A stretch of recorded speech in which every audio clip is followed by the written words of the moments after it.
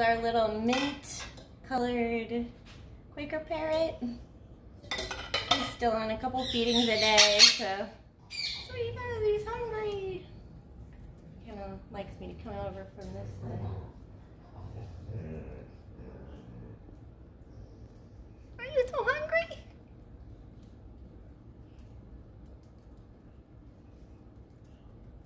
Flap your wings if you're hungry.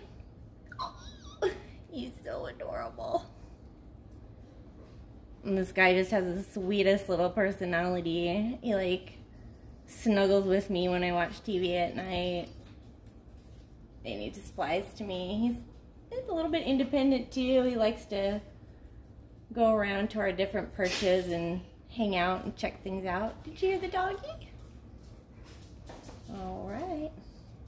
Yeah, his parents are turquoise, so he's sort of a turquoise mint, kind of a very pale green, and if you look up on his back tail feathers, you can see it's a little more blue back there. Gorgeous little baby.